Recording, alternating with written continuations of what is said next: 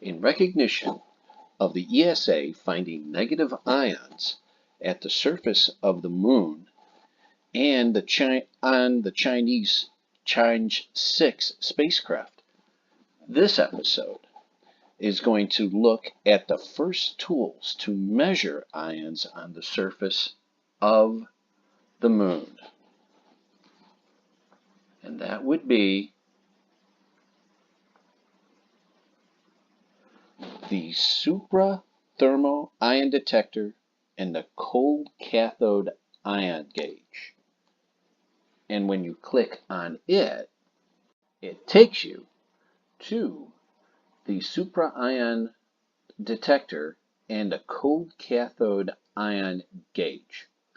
The superthermal ion detector, or the SIDE, and the cold cathode ion gauge, CCIG, were used to measure the number and types of ions an electric charge molecule, either positive or negative, on the moon. These ions were chiefly hydrogen and helium and are largely derived from the solar wind.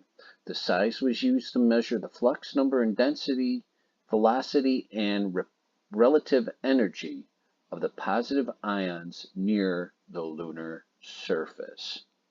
If you're a Patreon user and you go down and click on schematics, that takes you to a diagram of the instrument. And as you can see right here is the cold cathode ion gauge. Now that was to measure the pressure, and there's the orifice to do so. That fit inside the experiment. And then down here you see the green, the ground screen, and that is for the SIDE experiment and the super thermal ion detector equipment package. And so the solar radiation would hit down here, and then the ions would be trapped. So that is how they got the information. Now, if we go down here just a little bit more, when they first did this experiment in Apollo 12, they didn't have this leg here. And you can see now this is Apollo 14, and the ones on, of course, there wasn't Apollo 13, they had this adjustable arm. And the problem they had with this was it was difficult to adjust, but they made it easier, and that gave us better readings. So you see this up right here. If we go back to the actual instrument, you see it's lying back this way, and with all this is almost all deployed, and you can see it lying back, and that's what gave it better readings.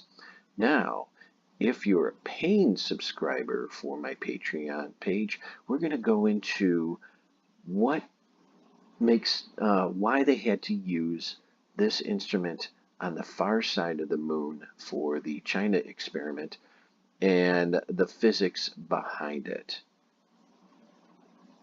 The superthermal ion detector collected data used to determine the ionic potential of the lunar surface, to determine the effective plasma screening length at the surface, to study the ion mass spectrum on the surface of the moon, and to study the Earth's magnetotail ion fluxes. The cold cathode ion gauge was used to measure the pressure of the lunar atmosphere. It operates at pressures of 10 to the minus 6 to 10 to the minus 12 torr. For comparison, the Earth's atmosphere at sea level is 760 torr. The pressure on the surface of the moon was 10 to the minus 12 torr, the bottom of the scale. The measurement did rise when the astronauts walked past the instruments. This was due to the water and carbon dioxide molecules released from their spacesuits. The solar wind is a constant flow of radiation generated by the sun. The Earth's magnetic field protects us from the radiation, but the moon has no magnetic field to protect itself from the solar wind. The Earth's magnetic field is long enough to protect the near side of the moon, but not the far side of the moon when it is exposed to solar winds when facing the sun. When the solar wind hits the lunar surface, ions are kicked up into the surface. Ions have two charges, negative and positive. Positive ions are larger and get kicked high enough to be detected in orbit. Negative ions are so small that they don't go high enough to be detected in orbit, and the only way to detect them is the use of an instrument on the surface of the far side. According to Martin Weiser, the principal investigator, these observations on the moon will help us better understand the surface environment.